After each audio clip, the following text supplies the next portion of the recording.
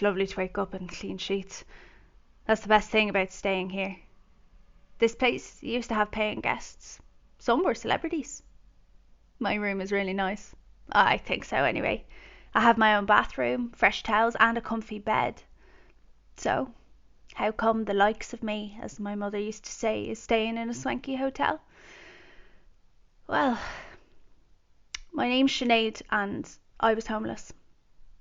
Still am homeless, or classed as such, although being housed here temporarily. The paying guests will no longer pay. They're all holed up in their mansions, doing uplifting videos on YouTube. The local council has paid for us to stay here until the crisis is over. God, I hope it's never over. I'm getting used to my clean sheets and fluffy towels. But that's not the thing I like most. No, the thing I like most is the kindness. Most people on the streets are kind to each other. We look out for each other, but the general public can give us a lot of hassle.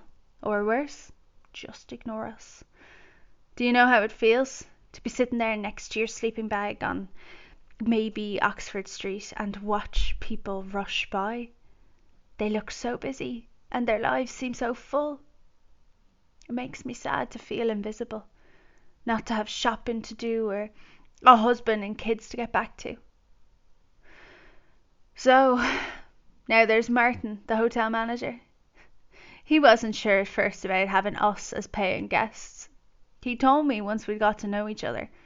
He thought we'd trash the place or steal the cutlery or whatever. But everyone's been so respectful, as I knew they would. They're a good lot, the street people. Martin and his team chat to us now about normal things. They've stopped asking us about the nightmare stories we could tell. The drinkers, the druggies, the psychos and more. Now they usually ask us about our day. What we think about stuff that's happening, like Barris's press conferences or what we do without the nurses. I like that, as I remember being good at politics at school. I even read The Guardian back in the day.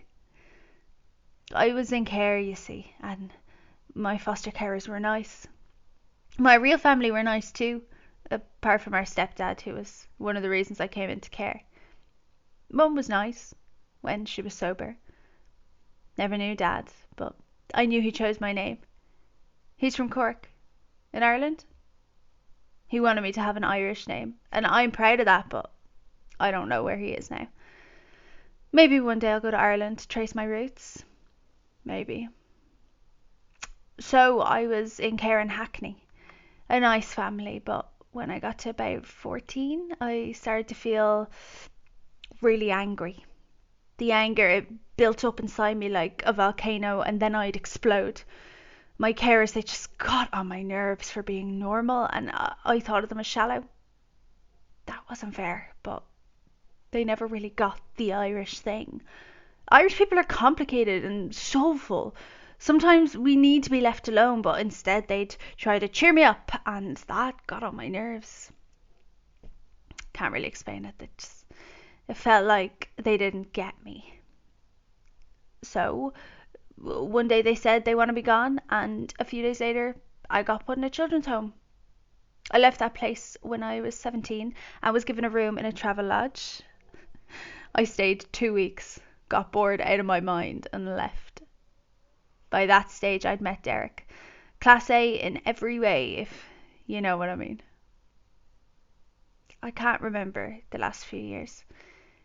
The last place before this hotel was a doorway off Oxford Street. Derek was well gone, just like Dad. I don't have to tell Martin all these things. They'd be too dark for him to deal with. I get that now, but since I've been here, every day seems filled with sunshine, even when it's raining. I'm not sure what I'll do when I end up back on the streets. But Martin and his team have given me a feeling I might be okay. Maybe one day I'll go back to Ireland, to Cork, and see if I can find out more about those roots.